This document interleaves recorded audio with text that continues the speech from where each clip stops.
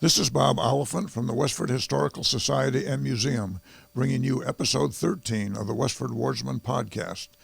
The Westford Wardsman newspaper was published in Turner's Public Spirit, a weekly newspaper in Ayer a century ago. In this episode, we'll be reading the Westford Wardsman for the week ending Saturday, March 28, 1908, and I will add comments as we read along to more fully elaborate on what was happening in Westford 113 years ago. You might recall, or if you listened to the Westford podcast of March 21st, you learned that Westford voters had supported the licensing of the sale of intoxicating liquors for the first time in 22 years. The big question was whether or not the selectmen who opposed licensing would grant any licenses. We're about to find out. The first section is the About Town section.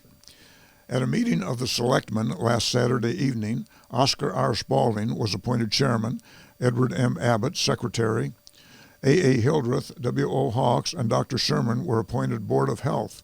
However much the selectmen may personally be opposed to licensing the sale of intoxicating liquors, they have decided, and wisely so, to obey the verdict of the people and will grant 2 licenses at $1,500 each.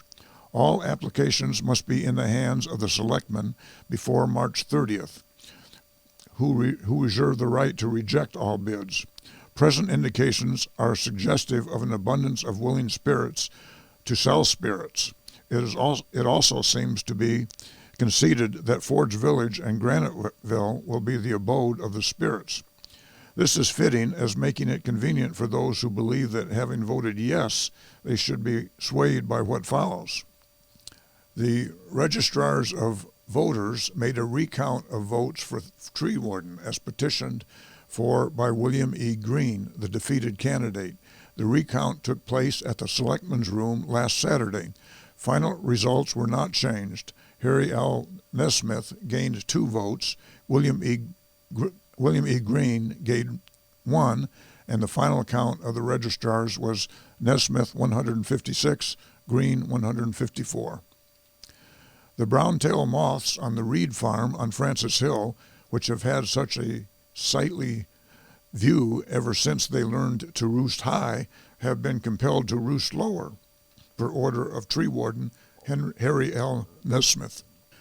Mrs. Ida Cummings Allen of Ayer, accompanied by her little Junior Allen, has been visiting friends in town who are so numerous that one visit would not resume old-time associations with them all. The Republicans of Westford are requested to meet at Town Hall Tuesday evening, March 31st, to choose delegates to the state and district conventions. As the firm of H.E. Fletcher and Company has dissolved by the withdrawing of Henry A. Fletcher, it will be correct form to say that the Honorable H.E. Fletcher closed work on his quarry last Monday to allow the voters an opportunity to attend Chelmsford town meeting, which was only prevented from declaring in favor of license by a majority of 6 votes. As the mother of Westford, she, that is Chelmsford, does not seem to be enthusiastically ashamed of the conduct of her daughter in declaring for license by a majority of 24 votes the week previous. The barn of Alvin J. Blaisdell on the South Chelmsford Road was entered Tuesday night, and a horse wagon and harness were stolen. Constable E.G. Boynton was notified and has been perambulating the neighboring town lines, but like fishing sometimes, he had no luck catching. The next section is the center section. Hiram Whitney, a well-known Lowell businessman who resided in Westford, died very suddenly in the corridor of the 3rd floor of the Hildreth building in that city Thursday morning. Death was due to heart trouble. Mr. Whitney was about 75 years of age. He is survived by a daughter, Mrs. Wright of Boston, and sister, Mrs. Jane Smith of Lowell. Hiram Whitney lived in the beautiful Ira Leland house located at 4 Leland Road, right where Leland Road diverges from Main Street.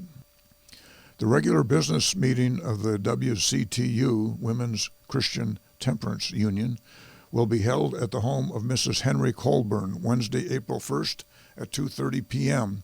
A good attendance is especially desired as plans are to be completed for a medal contest to be held sometime in May.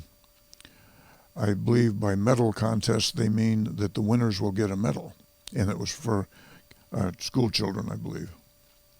Miss Edith A. Wright, who teaches in Ayer, Miss Edna Ferguson at South Dartmouth, Miss Mary Balch at South Hadley, and Miss Edith A. Bicknell of South Royalton are enjoying the spring school vacation at their several homes. These are all young women who were teaching in schools outside of town.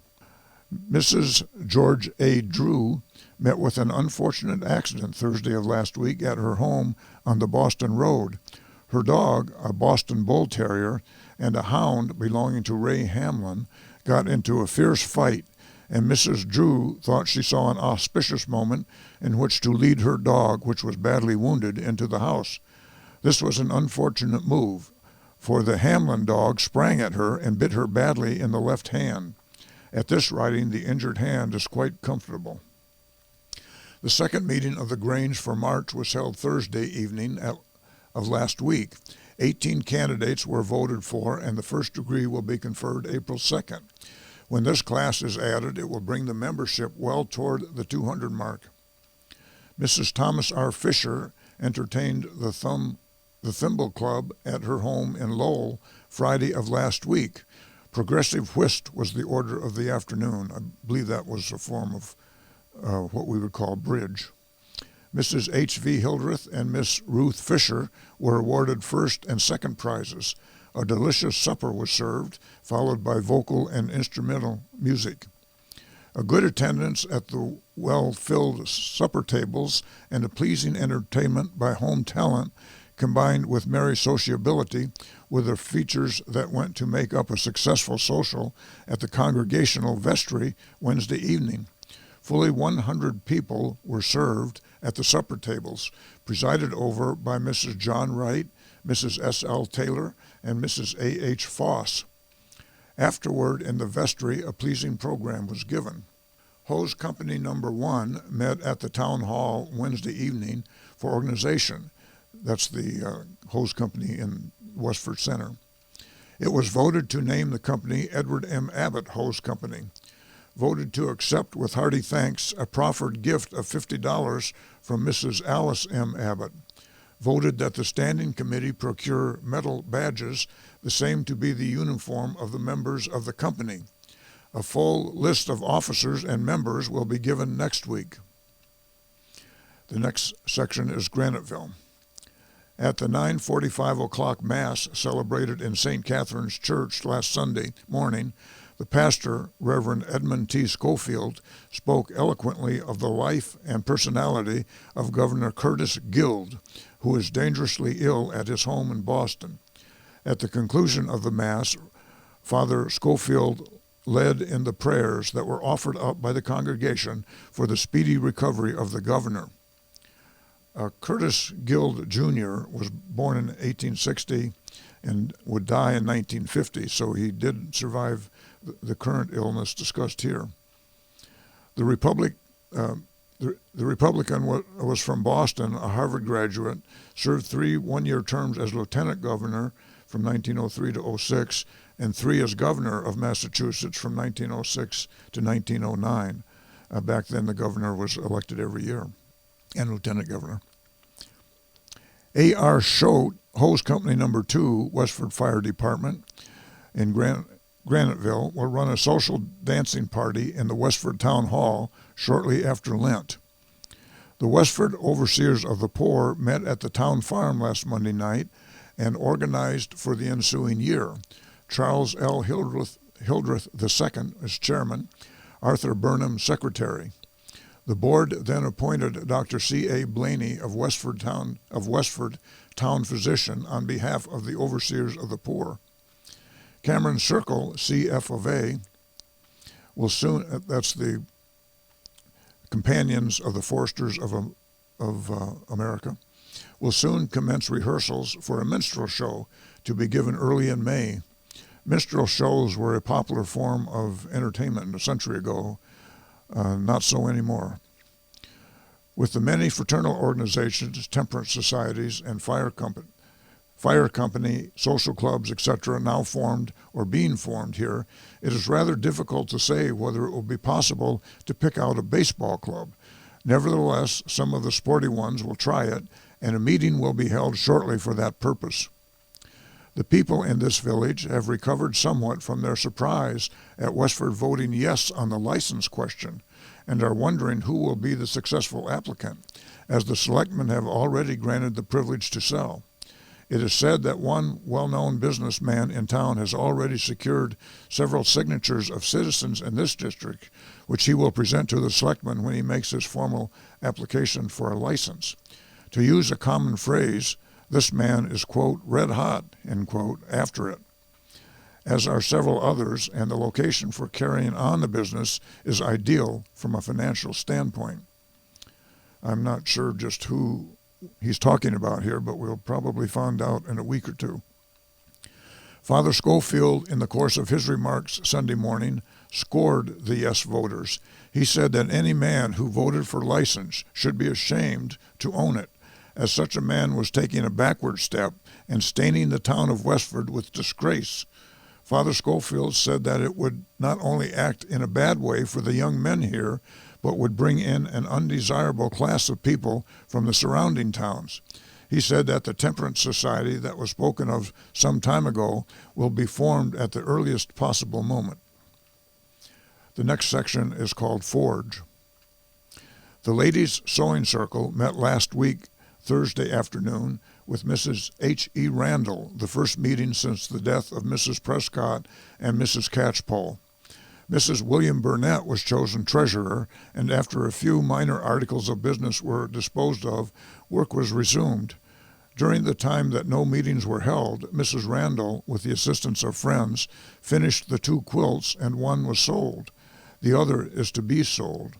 As soon as possible after Lent, there will be a supper and sale of what articles the ladies may have. During the afternoon, Alvin Bennett entertained the ladies with selections on the graphophone, which were very pleasing, especially the good old-fashioned music. The graphophone was just an earlier form of a phonograph. Mrs. Weaver injured her thumb very seriously this week while turning a wringer, a clothes wringer, I'm sure they mean. Dr. Blaney was called, and it will be some time before she can use her hand. Miss May Lord went to Bristol, Rhode Island to work Tuesday morning. Her many friends wish her success. Mrs. A.M. Mountain writes to friends here of the beautiful weather at Vinemont, Alabama. The roses are in bloom and peach trees also, while she can sit by the window and enjoy the beautiful weather so warm and sunny. Funeral services for the late Mrs. Catchpole were held at the Mission House Friday afternoon, March 13th, and were largely attended by relatives and friends, many coming from a long distance. Reverend T.L. Fisher was the officiating clergyman, and the impressive service of the Episcopal Church was used. The choir sang 3 beautiful hymns, O Lamb of God, In the Hour of Trial, and As the Casket Was Borne from the Church, There Is a Blessed Home. Miss Edith Normington presided at the organ. There was a profusion of beautiful flowers showing the regard of the neighbors and friends of the departed one. It will be hard indeed for the loved ones to follow up the burden where she has lain it down and carry on the life work as before. That paragraph is the same paragraph that appeared in last week's, but it's followed by a list of those who gave flowers and a description of their flowers, which I will not read. It's fairly long. Burial was in Fairview Cemetery, Westford. The bearers were James Whigham, John Edwards, Fred Davis, and Edmund Hunt. And that's the news in Westford for the week ending March 28th, 1908. Thank you for listening, and thanks to Nick Woodbury of WestfordCAT for providing technical support. You can find transcripts from the Westford Wardsman at the Westford Historical Society's website at museum.westford.org or visit the Historical Society's Facebook page for more Westford news from a century ago. This is Bob Oliphant, and I hope you will join us for next week's Westford Wardsman podcast. Thank you.